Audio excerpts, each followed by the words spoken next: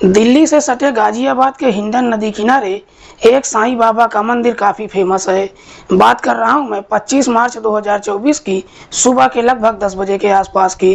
दरअसल इसी साईं बाबा के मंदिर में एक लाल कलर की स्कूटी पर सवार होकर एक लड़का और एक लड़की पहुंचते हैं।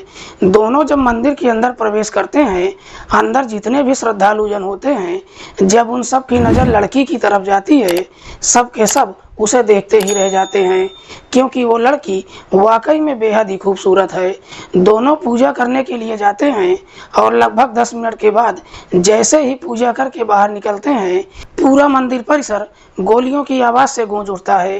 गोली चलने की आवाज़ जब वहां पर मौजूद लोग सुनते हैं और उन सब की नज़रें जब उस तरफ जाती है, तो देखते हैं कि वहां पर एक नहीं बल्कि दो डेड बॉडी पड़ी है। दरअसल मरने वाले कोई और नहीं बल्कि वही दोनों लड़का और लड़की हैं, जो अभी मात्र 10 मिनट पहले ही इस मंदिर में प्रवेश किए थे। लोग जैसे ही इस तरह का नज़ारा देखते हैं, तुरंत ही इस बात की जानकारी पुलिस को देते हैं। लेकिन ये मामला पुलिस के लिए भी इतना आसान नहीं था। लेकिन पुलिस जब इस पूरे मामले का खुलासा करती है, तो पुलिस प्रशासन के वरिष्ठ अधिकारी भी इस पूरी टीम के लिए 25,000 रुपये का इनाम घोषित कर देते हैं। वाकई में दोस्तों, आज की जो कहानी है, इसे सुनकर आपके भी शरीर के रोंगटे खड़े हो जाएंगे। नमस्कार, प्रणाम, मैं आपका भाई, आपका दोस्त अभय, और आप देख रहे हैं द कीप क्राइम। दोस्तों, आज की जो सच्ची घटना मैं आपको सुनाने जा रहा हूँ, ये सच्ची घटना है उत्तर प्रदेश की।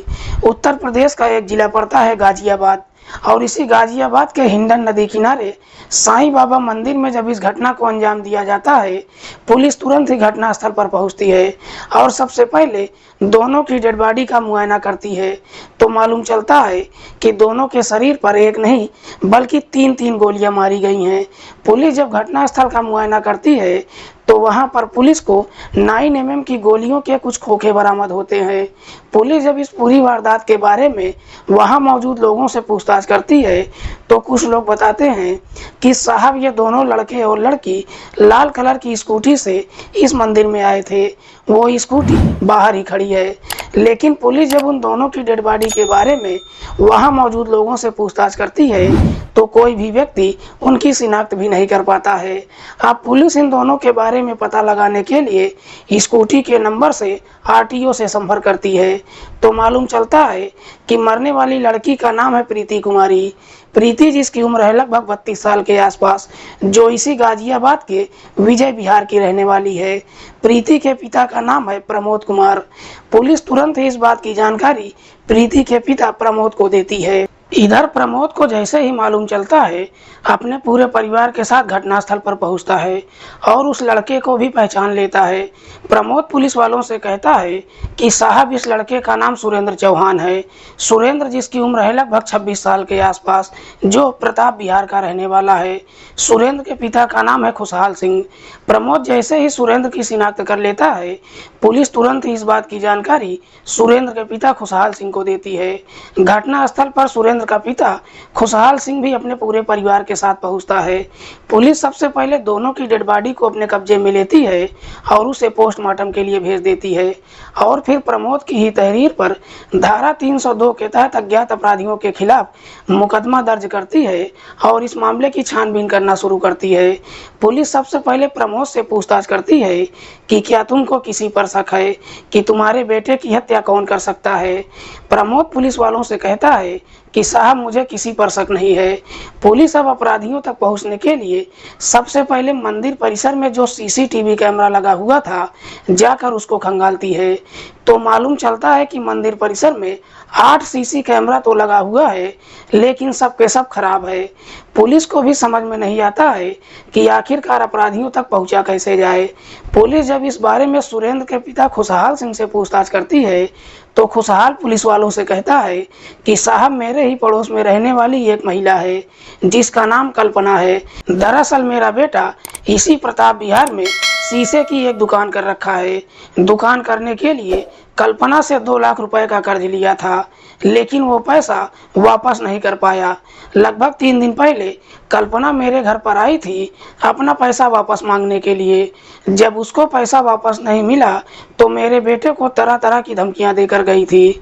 लेकिन खुशहाल जब इस तरह की बातें पुलिस वालों से कहता है तो पुलिस भी सोचने पर मजबूर हो जाती है कि मात्र 2 लाख रुपए के लिए कल्पना 2 लोगों की हत्या कैसे कर सकती है।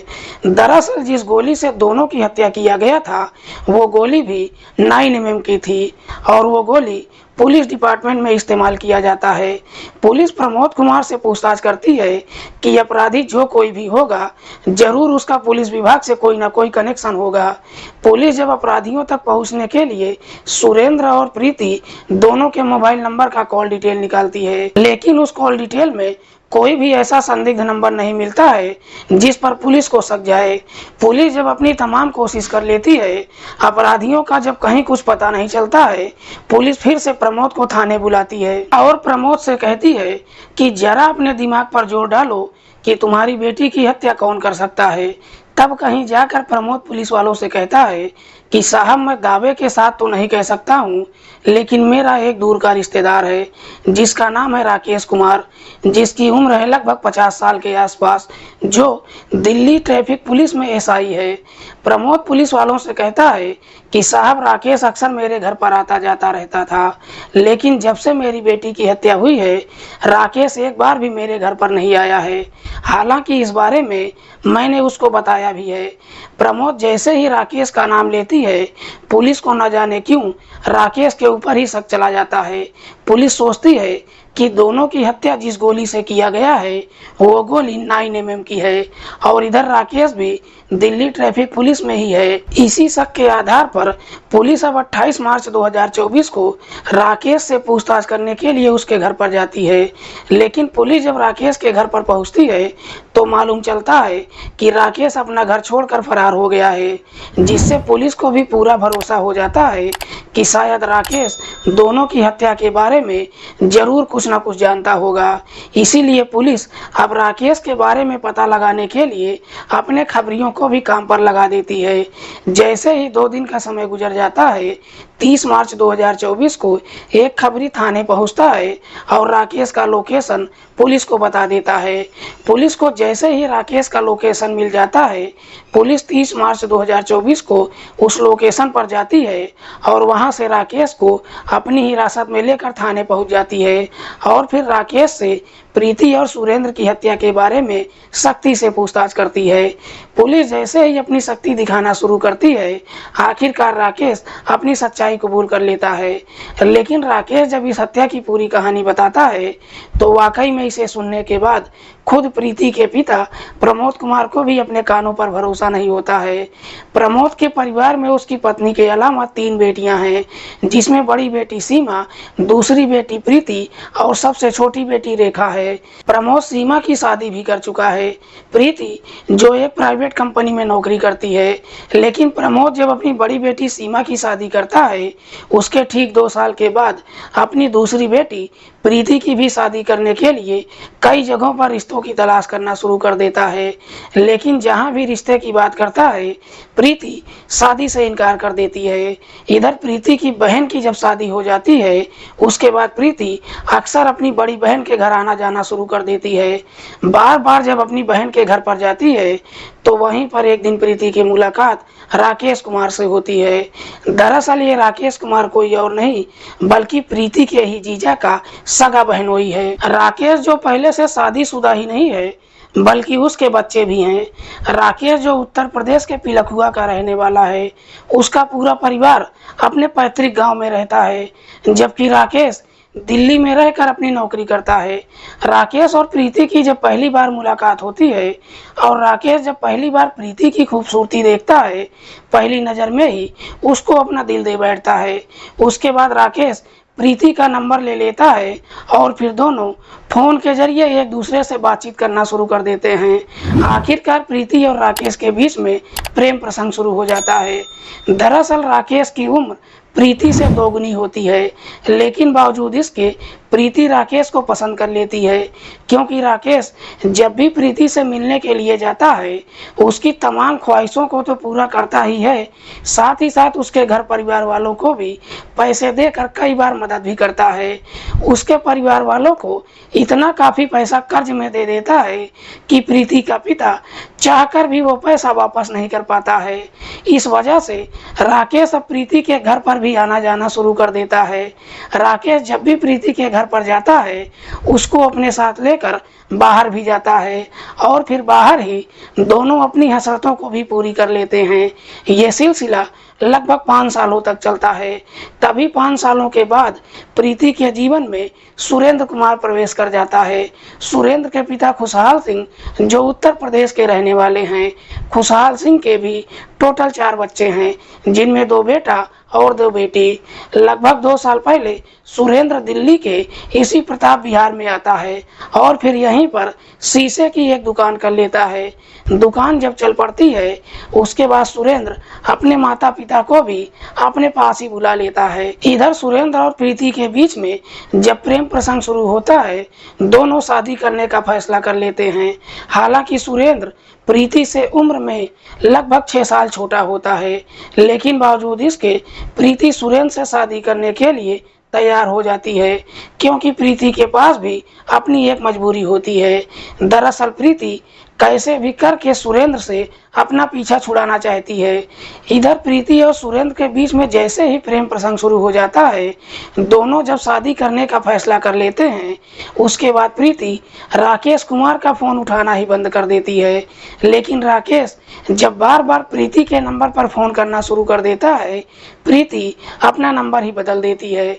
इधर राकेश को भी समझ में नहीं आता है कि आखिरकार प्रीति उसके साथ ऐसा क्यों कर रही है। दरअसल राकेश को कभी मालूम ही नहीं चलता है कि प्रीति और सुरेंद्र के बीच में प्रेम प्रसंग शुरू हो गया है और दोनों शादी भी करने वाले हैं। 24 मार्च 2024 को राकेश की नाइट ड्यूटी होती है। 25 मार्च 2024 की सुबह सुबह राकेश अपने दोस्त मिंटू शर्मा के घर पर जाता है जो शाहदरा का रहने वाला है और मिंटू के साथ उसकी सेंट्रो कार लेकर प्रीति के घर पर पहुंच जाता है। लेकिन जब प्रीति के घर पर जाता है तो मालूम चलता है कि प्रीति अपने घर पर नहीं है। इसीलिए अब राकेश प्रीति के बारे में पता लगाने के लिए जब वहां से निकलता है तो उसको मालूम चल जाता है कि प्रीति साईं बाबा के मंदिर गई है। राकेश भी साईं बाबा के मंदिर में पहुंच जाता है। इधर प्रीति और सुरेंद्र जैसे ही पूजा करके बाहर निकलते हैं प्रीति की नज़र राकेश कुमार के ऊपर चली जाती है। प्रीति जैसे ही राकेश कुमार की तरफ देखती है राकेश उसे अपनी तरफ आने का इशारा करता है, लेकिन प्रीति उसे इग्नोर कर देती है। इसीलिए राकेश प्रीति के पास पहुंच जाता है और उसका हाथ पकड़कर जबरदस्ती उसको खींचने लगता है और कहता है कि मुझे तुमसे कुछ ज़रूरी बात करनी है। लेकिन जैसे ही प्रीति का हाथ पकड़ लेता है प्रीति गुस्से में आकर अपना हाथ छुड़ा लेती है। लेकिन प्रीति जैसे ही अपना हाथ छुड़ा लेती है राकेश इस प्रकार से गुस्से में आ जाता है कि अपने पास से अपना सर्विस रिवॉल्वर निकालता है और प्रीति के ऊपर एक पर एक 3 गोलियां चला देता है। इधर गोलियां चलते हुए जब सुरेंद्र देखता है और जब प्रीति को बचाने के लिए जाता है तो राकेश सुरेंद्र के ऊपर भी एक पर एक 3 गोलियां चला देता है, जिसकी वजह से प्रीति और सुरेंद्र की घटनास्थल पर ही मौत हो जाती है। उसके बाद राकेश वहां से तेजी से भागकर थोड़ी दूर अपने दोस्त की गाड़ी में जाता है और वहां से फरार हो जाता है।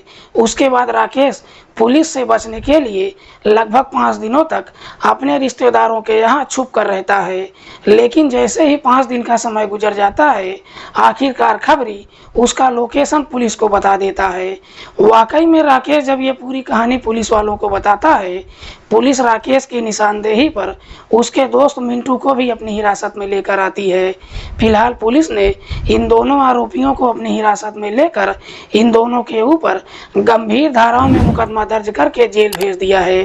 दोस्तों, आज की कहानी सुनाने का उद्देश्य किसी को परेशान करना नहीं है, किसी की भावनाओं को आहत करना नहीं है। हमारा उद्देश्य समाज में हो रहे अपराध के प्रति आपको जागरूक करना है। जाते जाते मैं आपको बता दूं कि कुछ मेरे व्यूअर हैं जो रोजाना अपना कीमती समय निकाल कर मेरी वीडियो को देखते ही नहीं हैं, बल्कि अपना प्यार भी मुझे देते हैं। मेरी पहली व्यूअर है आशी सिंह। आशी सिंह जो देहरादून उत्तराखंड की रहने वाली हैं। मेरे दूसरे व्यूअर हैं रोशन यादव। मेरी तीसरी व्यूअर हैं राबिया खान जो प्रयागराज की रहने वाली हैं। मैं अपने तमाम व्यूअर का दिल से धन्यवाद देता हूँ। मिलते हैं किसी और सच्ची कहानी के साथ, तब तक के लिए नमस्कार। जय हिंद।